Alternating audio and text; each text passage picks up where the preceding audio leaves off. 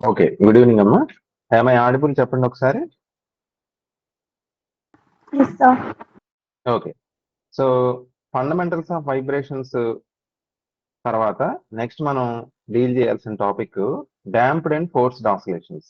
Okay.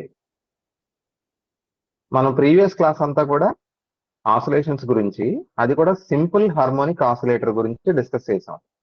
So simple harmonic oscillator is a body which under the influence of a force called restoring force, which is proportional to the displacement but oppositely directed.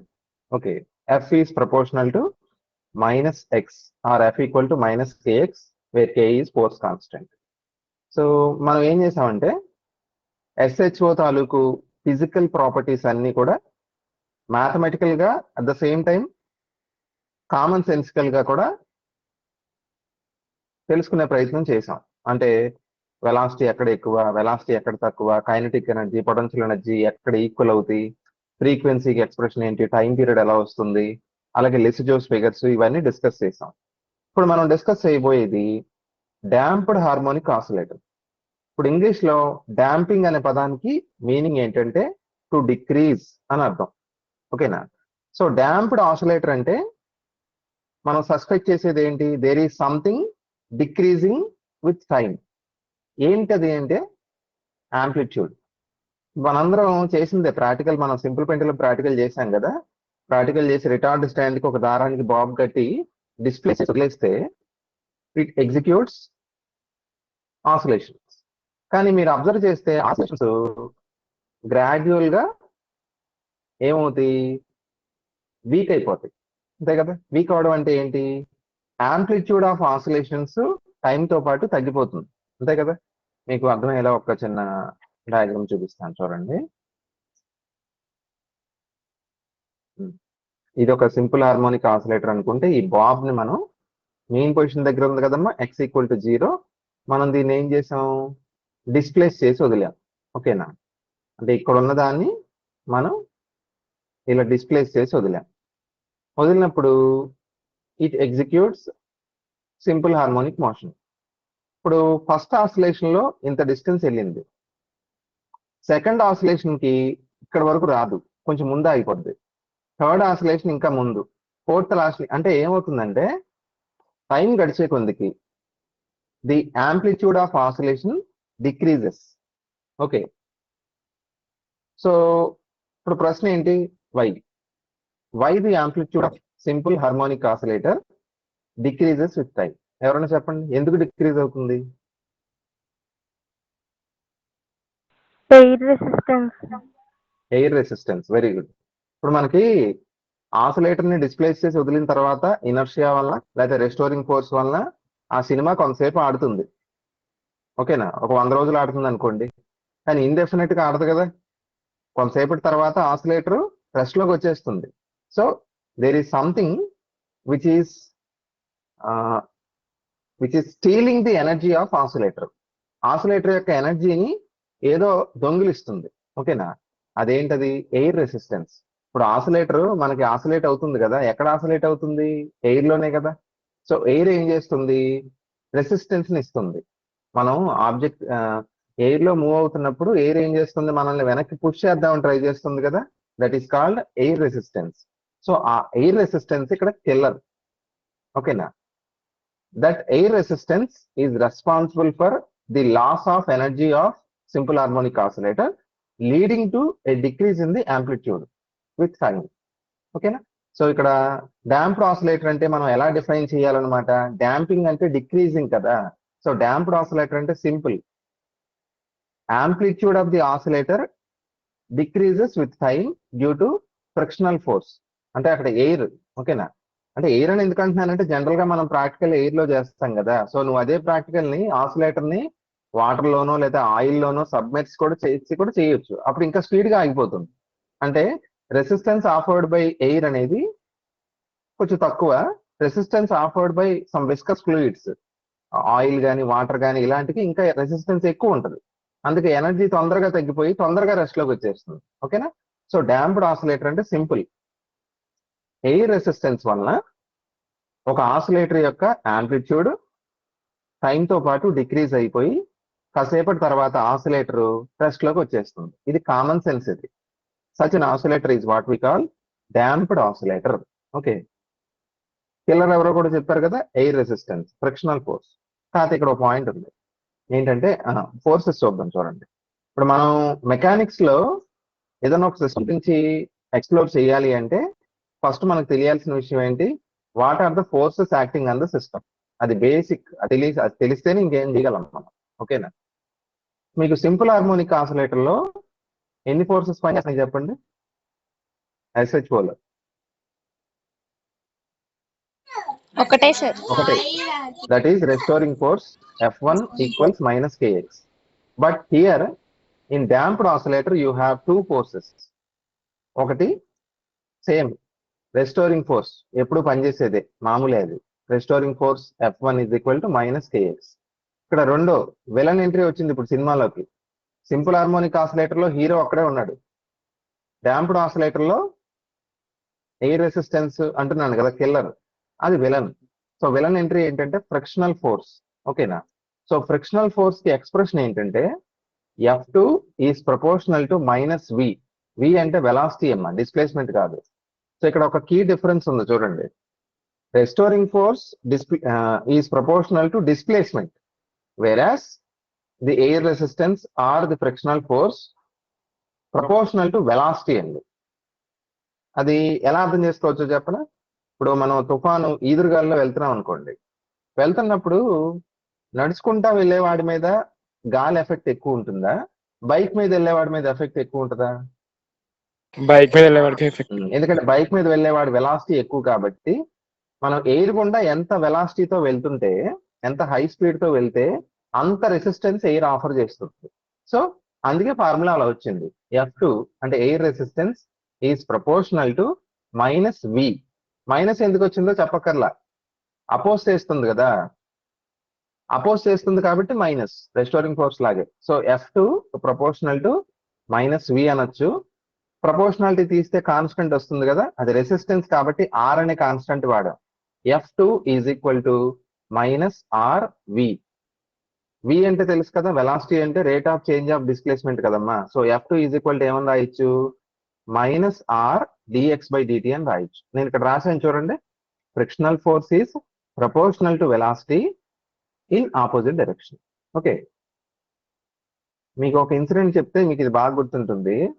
మన వాళ్ళు space లో space station ఒకటి కట్టారు, మీలో కొంతమందికి తెలిసే ఉంటుందేమో. దాని పేరు ఆల్ఫా. భూమి నుంచి 250-300 కిలోమీటర్స్ పైన స్పేస్ లో ఒక అంతరిక్ష కేంద్రం కట్టారు. ఓకేనా? ఎందుకంటే అక్కడ జీరో గ్రావిటీ కదా, జీరో గ్రావిటీలో కొన్ని ఎక్స్పెరిమెంట్స్ చేయొచ్చు. సో అలాగే మనకి డిఫరెంట్ పర్పసెస్ కోసం ఆ స్టేషన్ కట్టారు. అంటే ఒక కంట్రీ కట్టలేదండి, అది ఇంటర్నేషనల్ గా అమెరికా, రష్యా, యూరోపియన్ యూనియన్ ఇవన్నీ కలిసి ఒక ఫుట్బాల్ స్టేడియం అంత ఉంటుంది ఆ స్టేషన్. అక్కడికి వాళ్ళు స్పేస్ షటిల్ లో వెళ్తారు కదా. స్పేస్ షటిల్ లో వెళ్ళేటప్పుడు మన ఇండియన్ సైంటిస్ట్ ఇద్దరు చాలా పాపులర్ అండి. ఒక ఆవిడ కల్పనా చావ్లా, రెండో ఆవిడ పేరు సునీత విలియమ్స్. కల్పనా చావ్లా యాక్చువల్ గా ట్రాజిక్ ఇన్సిడెంట్ లో చనిపోయారు. స్పేస్ షటిల్ టేక్ ఆఫ్ అయ్యి అట్మాస్ఫియర్ గుండా చాలా ఫాస్ట్ గా వెళ్తుంది కదా. ఇప్పుడు అనుకున్నాం, మనం ఎంత ఫాస్ట్ గా వెళ్తే ఎయిర్ మన మీద అంత రివెంజ్ తీర్చుకుంటుంది. ఓకేనా? సో షటిల్ అట్మాస్ఫియర్ లోంచి దూసుకెళ్తున్నప్పుడు ఇట్ హీట్స్ అప్. ఫ్రిక్షన్ వల్ల ఏమవుతుందంటే ఇట్ గెట్స్ హీటెడ్. ఎంతకు వేడెక్కుతుందంటే షటిల్ 6000 డిగ్రీ సెల్సియస్ కండి, 6000.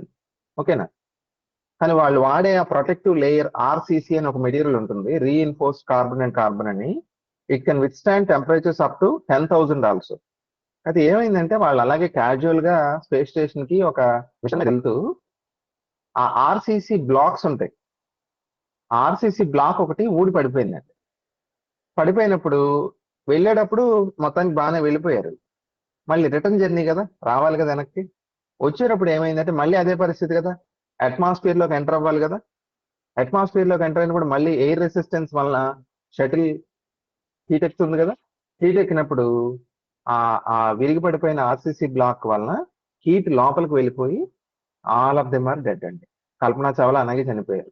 అఫ్ కోర్స్ ఇప్పుడు సునీత విలియమ్స్ ఉన్నారు, కానీ అదొక ట్రాజిక్ ఇన్సిడెంట్. అంటే ఎయిర్ రెసిస్టెన్స్ అనేది వెలాసిటీ డిపెండెంట్ అని చెప్పడం కోసం ఈ ఎగ్జాంపుల్ చెప్పాను మీకు. ఓకేనా? సో F2 ఈ ప్రపోర్షనల్ టు -V. ఓకేనా? సో మనం సింపుల్ హార్మోనిక్ ఆసిలేటర్ ని మైండ్ లో పెట్టుకుని ఆ ఈక్వేషన్స్ కనుక గుర్తుంటే డాంప్డ్ ఆసిలేటర్ ఈజీగా అర్థమవుతుందండి. ఓకేనా? అంటే డాంప్డ్ ఆసిలేటర్ అంటే సింపుల్ ఆసిలేటర్ ఒకటే, తేడా ఒకటే. సింపుల్ హార్మోనిక్ ఆసిలేటర్ ఏమో థియరీ, డాంప్డ్ ఆసిలేటర్ ప్రాక్టికల్. ఓకేనా? ప్రాక్టికల్ గా మనం ఎక్స్పెరిమెంట్ చేస్తున్నప్పుడు ఎయిర్ రెసిస్టెన్స్ అనేది ఖచ్చితంగా ఉంటుంది. అందువల్ల there is bound to be some loss of energy due to air resistance. అందువల్ల యాంప్లిట్యూడ్ తగ్గుద్ది, ఎనర్జీ కూడా తగ్గుద్ది. యాంప్లిట్యూడ్ తగ్గిందంటే ఎనర్జీ తగ్గుద్దిగా. నేను ఏమన్నాను? Energy depends on amplitude. ఎలాగా చెప్పండి? ఎనర్జీకి యాంప్లిట్యూడ్ కి రిలేషన్ ఏంటి? Square of the amplitude. Very good. E proportional to A square, అంతేగా? సో యాంప్లిట్యూడ్ ఎప్పుడైతే తగ్గుతుందని నేను చెప్తున్నాను డాంప్డ్ ఆసిలేటర్ లో, ఎనర్జీ కూడా తగ్గిపోతుంది, ఇంకా ఫాస్ట్ గా తగ్గుద్ది కూడా. ఓకేనా? సో మనం డాంప్డ్ ఆసిలేటర్ కి ఒక ఈక్వేషన్ ఉంది చూడండి. d²x/dt², 1 minute, d²x/dt² minus 2b dx/dt plus ω²x equal to 0. ఇది డాంప్డ్ ఆసిలేటర్ యొక్క డిఫరెన్షియల్ ఈక్వేషన్ అన్నమాట. సింపుల్ ఆసిలేటర్ డిఫరెన్షియల్ ఈక్వేషన్ గుర్తుందా? ఈ పదం లేదంతే. ఏ పదం? 2b dx/dt లేదంతే. అది లేకుండా రాస్తే ఇదే సింపుల్ ఆసిలేటర్. ఓకేనా? ఇక్కడ 2b అంటే ఏంటో తెలుసా? R/m ని 2b అంటారండి. R అంటే ఎయిర్ రెసిస్టెన్స్ లోంచి వచ్చింది కదా constant. R/m is called 2b. బీకి ఒక పేరు ఉందమ్మా. బీని ఏమంటారు తెలుసా? డాంపింగ్ కాన్స్టెంట్ అంటారమ్మా బీని. అంటే it's a measure of damping. Damping ఎక్కువ ఉండొచ్చు, తక్కువ ఉండొచ్చు.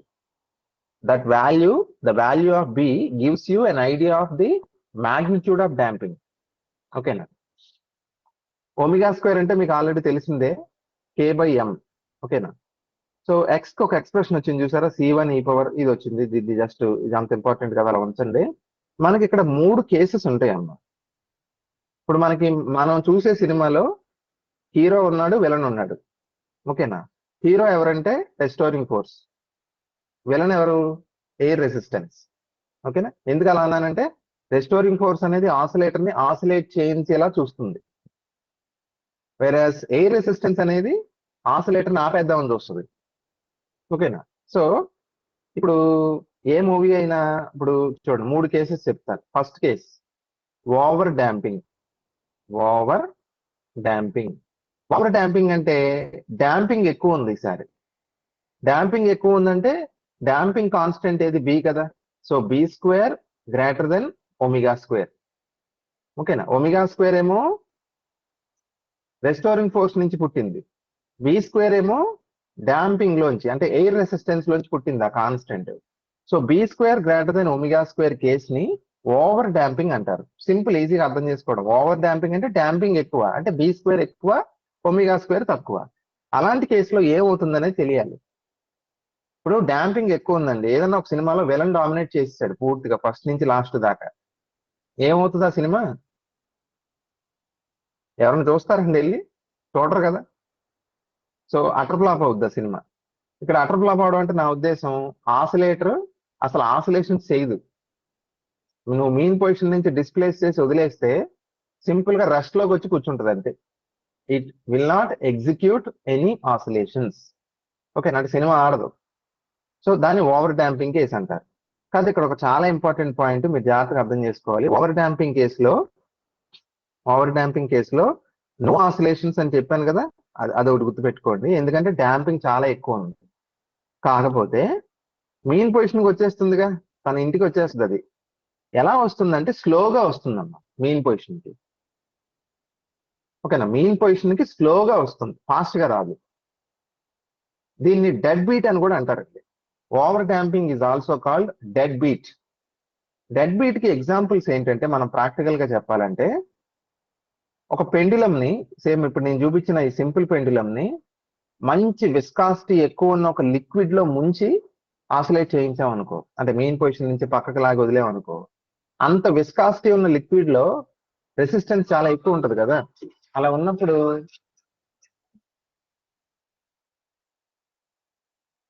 రెసిస్టెన్స్ చాలా ఎక్కువ ఉంటుంది కదా, అలా ఉన్నప్పుడు డాంపింగ్ చాలా ఎక్కువ ఉంటుందిగా, కనీసం ఒక్క ఆసిలేషన్ కూడా చేయదు oscillator. So pendulum in a thick oil is an example for over damping.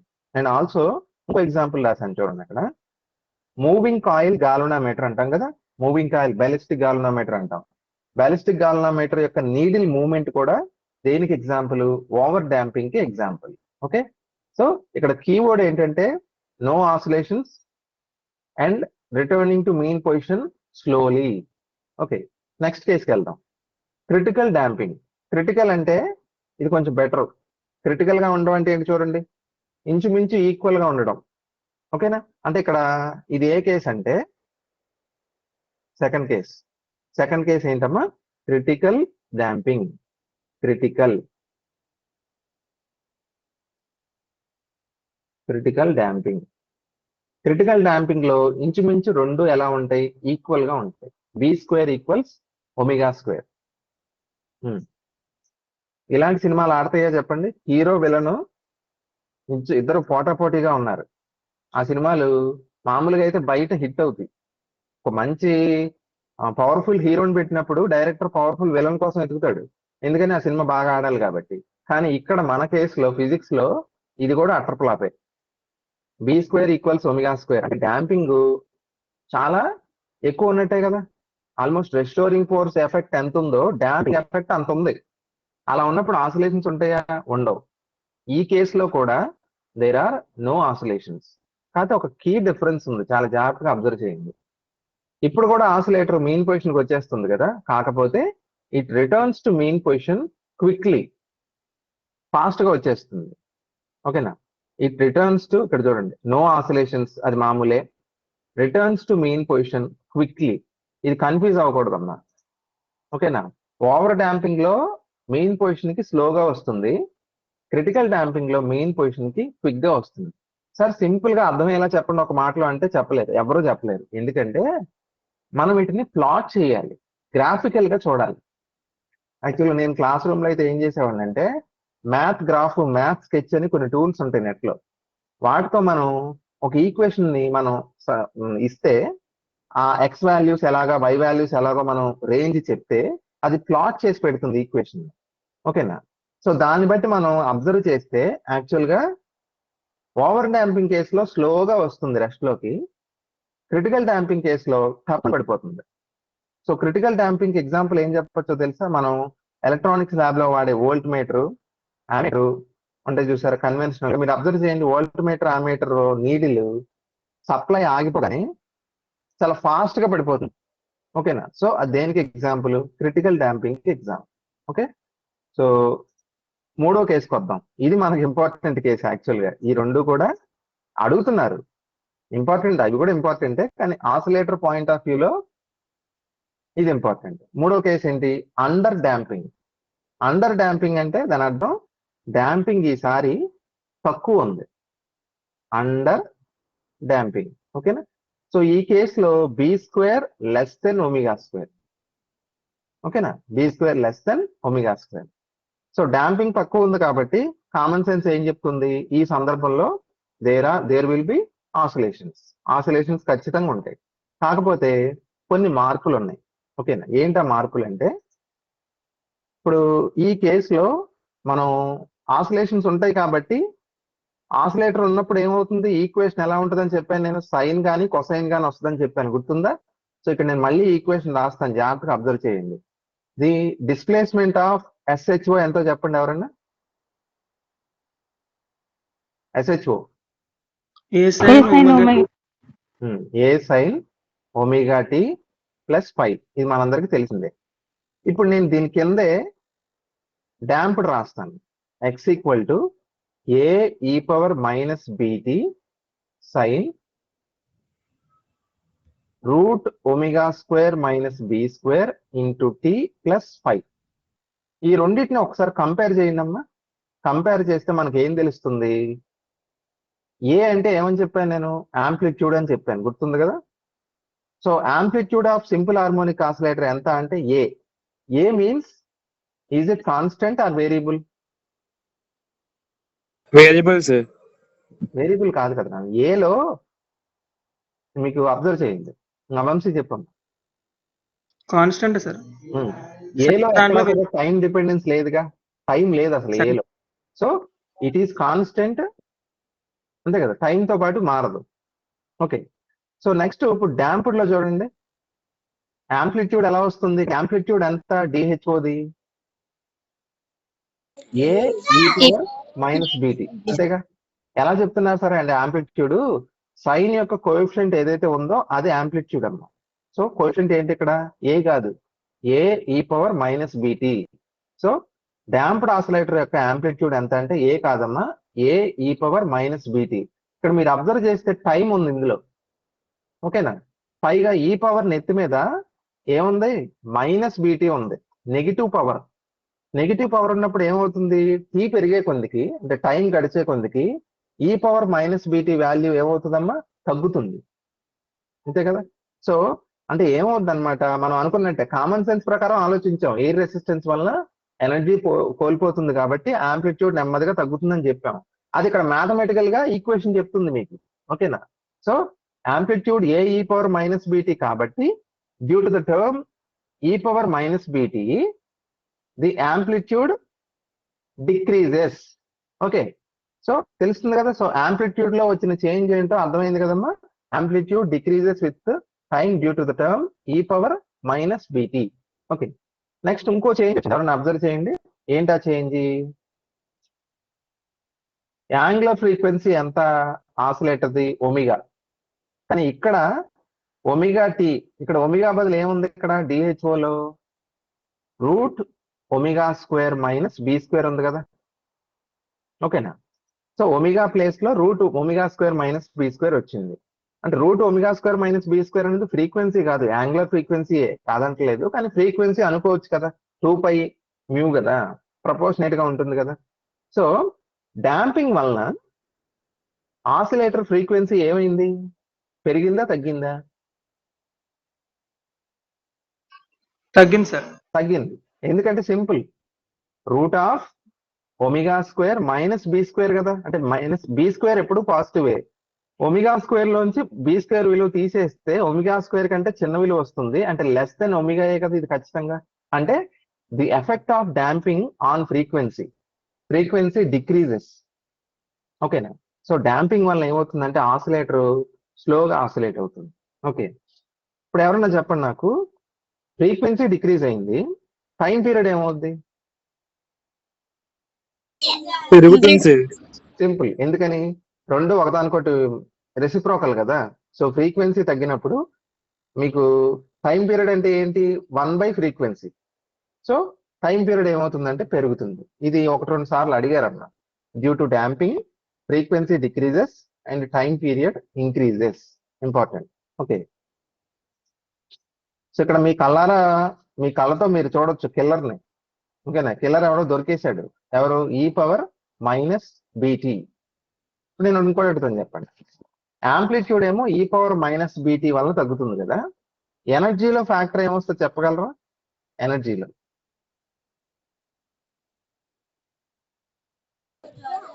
ఈ పవర్ ఆఫ్ -2BT వస్తుంది. Very good. ఎందుకని? యాంప్లిట్యూడ్ అంటే యాంప్లిట్యూడ్ యొక్క స్క్వేర్ కదా ఎనర్జీ అంటే. ఈ పవర్ మైనస్ బిటిని స్క్వేర్ చేస్తే ఈ పవర్ -2BT కదా. అందుకే మీకు ఎనర్జీకి ఎక్స్ప్రెషన్స్ నెక్స్ట్ ఉంటాయి. ఎనర్జీకి ఎక్స్ప్రెషన్స్ లో ఈ పవర్ మైనస్ బిటి రాదు, ఈ పవర్ -2BT వస్తుంది, ఓకేనా. సో చూడండి, ఇక్కడ నేను స్టార్ పెట్టి కూడా రాశాను, మర్చిపోవద్దు. Frequency decreases due to damping and time period increases, ఓకేనా, due to damping. Next energy, ఇక్కడ నేను రాస్తాను చూడండి. సింపుల్ హార్మోనిక్ ఆసిలేటర్ ఎనర్జీ ఎంత? ½ m ఒమేగా స్క్వేర్ ఏ స్క్వేర్ కదమ్మా, దాన్ని ½ KA² అని రాయొచ్చు, 2π² మ్యూ స్క్వేర్ ఏ స్క్వేర్ m అని కూడా రాయొచ్చు. ప్రస్తుతానికి ఇది ఆపుతున్నాను ఇక్కడికి. అదే డాంప్డ్ ఆసిలేటర్ రాస్తే ½ m ఒమేగా స్క్వేర్ ఏ స్క్వేర్, ఇక్కడ మళ్ళీ కిల్లర్ వచ్చాడు చూడండి, ఈ పవర్ -2BT. దిస్ ఈ power -2BT decreases with time కదా, యాంప్లిట్యూడ్ కంటే ఫాస్ట్ గా తగ్గుతుంది ఇది. సో ఎనర్జీ ఏంటి ఈసారి? కాన్స్టెంట్ కాదు, ఓకేనా. ఏమవుతుంది? టైంతో పాటు ఎనర్జీ డిక్రీజ్ అయిపోతుంది. అంటే మీరు ఎలా రాయొచ్చు అంటే డాంప్డ్ ఆసిలేటర్ యొక్క ఎనర్జీని సింపుల్ ఆసిలేటర్ యొక్క ఎనర్జీకి ఇలా రాయొచ్చు కదా, E0 × e పవర్ -2BT కింద రాయొచ్చు కదా. సో ఇది SHOకి మాత్రం ఎనర్జీ కాన్స్టెంట్, DHOకి మాత్రం time తో పాటు తగ్గిపోతుంది. ఓకే, నెక్స్ట్ పవర్ డిసిపేషన్ అంటే ఏంటి? ఇప్పుడు మనం ఎనర్జీ గురించి మాట్లాడేది యాక్చువల్గా థియరీలో మాట్లాడతాం, కానీ ప్రాక్టికల్ గా ఎలక్ట్రానిక్ డివైజెస్ కొనేటప్పుడు లేకపోతే బల్బ్స్ కొనేటప్పుడు మనం ఎనర్జీ గురించి మాట్లాడడం, పవర్ మాట్లాడతాం. పవర్ కి ఎనర్జీకి తేడా తెలుసు కదా. పవర్ అంటే simple, energy emitted or absorbed per unit time. ఒక సెకండ్ కి ఎమిట్ అవుతున్న ఎనర్జీని లేదా అబ్జార్బ్ అయిన ఎనర్జీని పవర్ అంటారు. ఓకేనా, పవర్ కి అందుకే యూనిట్స్ ఏంటి చెప్పండి ఎవరన్నా.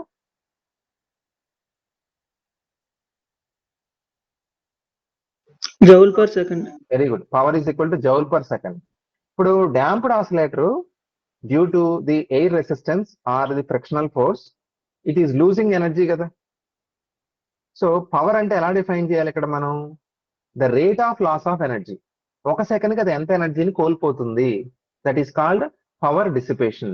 It is given by P is equal to minus dE by DT. Minus ఎందుకు వచ్చింది ఇక్కడ చెప్పండి ఎవరైనా.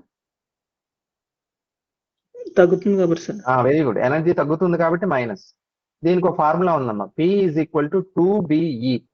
అంటే డాంపింగ్ కాన్స్టెంట్ B తెలిస్తే P is equal to 2BE. ఓకేనా, ఇది power dissipation formula. Okay, so ఈ పేజ్ ఏమైనా డౌట్ ఉంటే అడగండి అమ్మా, నేను నెక్స్ట్ పేజ్కి వెళ్తాను.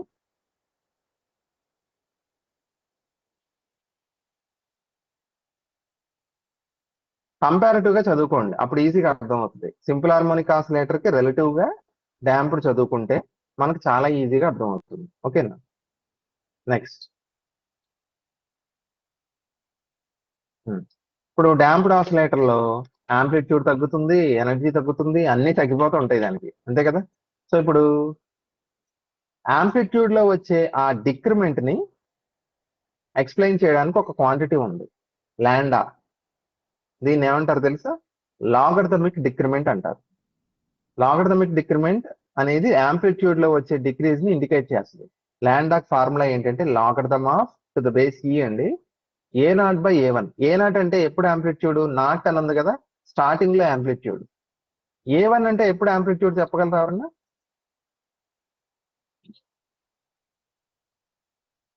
A1 ఏం లేదు, A1 అంటే ఒక ఆసిలేషన్ చేసిన తర్వాత యాంప్లిట్యూడ్. ఇప్పుడు A0 ఎక్కువ ఉంటుందా, A1 ఎక్కువ ఉంటుందా చెప్పండి. A0 sir, A0. A0 ఎక్కువ ఉంటుంది స్టార్టింగ్ లో, టైం గడిచే కొందుకు యాంప్లిట్యూడ్ తగ్గిపోద్ది కాబట్టి A1 A0 కంటే తక్కువ. సో సక్సెసివ్ యాంప్లిట్యూడ్స్ అంటాం కదా, అంటే ఫస్ట్ ఆసిలేషన్ తర్వాత యాంప్లిట్యూడ్ A1, సెకండ్ ఆసిలేషన్ తర్వాత A2, థర్డ్ ఆసిలేషన్ తర్వాత A3, అవి గో ఆన్ డిక్రీజింగ్ కదా. సో లాండాని ఎలా డిఫైన్ చేస్తారంటే the logarithm of successive ratio, logarithm of ratio of successive amplitudes A0 by A1, లేదా A1 బై A2, లేదా A2 by A3. ఈ ratio ఎప్పుడు కాన్స్టెంట్ గా ఉంటుందండి. That constant is what we call lambda. ఓకేనా, logarithmic decrement. Okay, next relaxation time. Relaxation time అంటే ఏం లేదు, ఇప్పుడు ఆసిలేటర్ ఏమవుతుందంటే due to air resistance it is losing energy. So దాని ఎనర్జీ నెమ్మదిగా తగ్గిపోతుంది. మరి రిలాక్సేషన్ టైం అంటే ఎంత టైం అంటే, ఒక ఆసిలేటర్ ఎనర్జీ స్టార్టింగ్ నుంచి 1/E, E అంటే యూలర్స్ నెంబర్ తెలుసుగా, 2.3 సంథింగ్ ఉంటుంది దాని value. So 1/E times energy తగ్గిపోవడానికి పట్టే టైంని రిలాక్సేషన్ టైం అంటారు. ఎగ్జాంపుల్ చెప్తాను చూడండి. ఫర్ ఎగ్జాంపుల్ స్టార్టింగ్ లో ఒక ఆసిలేటర్ ఎనర్జీ ఎంత ఉందంటే 100 జౌల్స్ ఉందమ్మా. ఎనర్జీ జౌల్సే కదా. ఇది 1 మినిట్ అయిన తర్వాత 90 జౌల్స్ అయింది, నెక్స్ట్ 80, 70, ఇలా ఎనర్జీ ఏమవుతుంది? ఆబ్వియస్లీ డిక్రీజ్ అవుతుంది కదా. ఎనర్జీ 100 నుంచి ఎంతకు తగ్గాలంటున్నాను నేను? 100/Eకి తగ్గాలి. ఓకేనా, 100/Eని మీరు క్యాలిక్యులేట్ చేస్తే ఇంచుమించు నాకు తెలిసి 37% ఎంత వస్తుంది. ఓకేనా, సో ఎనర్జీ 100 జౌల్స్ నుంచి 37 జౌల్స్ కి పడిపోవడానికి ఎంత టైం అయితే అది తీసుకుంటుందో that is what we call relaxation time. Relaxation అంటే అది రిలాక్స్ అయిపోతుంది, ఇంకా నా వల్ల కాదు, ఇంకా ఆసిలేట్ అవ్వలేను, నేను రిలాక్స్ అయిపోతానని ఆసిలేటర్ రిలాక్స్ అయిపోతుంది చూసారా. సో అలాంటి కాన్సెప్ట్ అన్నమాట. So that time is what we call relaxation time. Relaxation time ని టౌ తో డినోట్ చేస్తారు. టార్క్ వాడే టౌ ఉంది కదా, అలా డినోట్ చేస్తాం. Tau is given by formula important ఇక్కడ. Tau is equal to 1/2b where b is damping constant. అలాగే ఎనర్జీకి ఫార్ములా ఏంటంటే మనం ఇందాక అనుకున్నాం కదా, ఈ ఈజ్ ఈక్వల్ టు నేను ఏమని రాశాను గుర్తుంది కదా, E0 ఇంటూ E⁻²BT అని రాశాను. ఇదేగా E0 అంటే స్టార్టింగ్ లో ఎనర్జీ, అది గ్రాడ్యువల్ గా ఏమవుతుంది due to the term E⁻²BT, ఈ వాల్యూ టైం తో పాటు డిక్రీజ్ అవుతుంది. దీన్ని ఇంకోలా రాయొచ్చుగా ఇప్పుడు, E is equal to E0 into tau is equal to 1/2b కదా, మా పైన రాసాం కదా. సో ఏమవుతుంది, 2b ఈజ్ ఈక్వల్ టు 1/τ అవుతుంది కదా. సో -T/τ అని కూడా రాయొచ్చు కదా. So the expression for energy in terms of b రాస్తే ఇది రాయాలి, in terms of relaxation time రాస్తే ఇది రాయాలి. ఓకేనా. నెక్స్ట్ ఇంకో ఫార్ములా ఉంది, P is equal to E/τ. ఇది కూడా అంటే power dissipation P is equal to E/τ. Okay.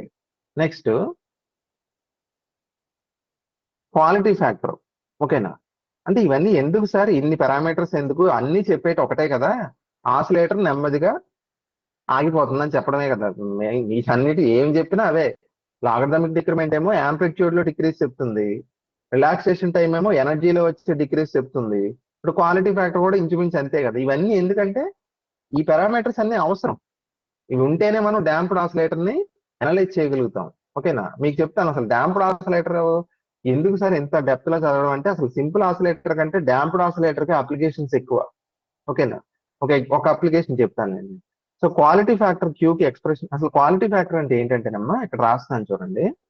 Q is equal to, దాని డెఫినేషన్ 2π టైమ్స్, ఓకేనా, 1 minute. Q is equal to 2π times total energy of the oscillator by energy lost in one oscillation. ఓకేనా. So ఇలా రాస్తాం. ఇలా రాసిన తర్వాత మనకి expression చిన్న డెరివేషన్ చేస్తే ఏమొస్తుందంటే Q ఈజ్ ఈక్వల్ టు ωτ అని వస్తుంది. ఓకేనా. Q ఈజ్ ఈక్వల్ టు ωτ అని వస్తుంది. టౌ అంటే ఇప్పుడే చెప్పాను నేను, టౌ ఈజ్ ఈక్వల్ టు ఎంత, 1/2b. సో ఇంకోలా రాయొచ్చు కదా, ω/2b అని కూడా రాయొచ్చు కదా. ఇప్పుడు నేను ప్రశ్న అడుగుతాను, చెప్పండి. ఒక ఆసిలేటర్ కి, ఒక డాంప్డ్ ఆసిలేటర్ కి రిలాక్సేషన్ టైం ఎక్కువ ఉంది. రిలాక్సేషన్ టైం ఎక్కువ ఉన్నప్పుడు క్వాలిటీ ఫ్యాక్టర్ ఎలా ఉంది?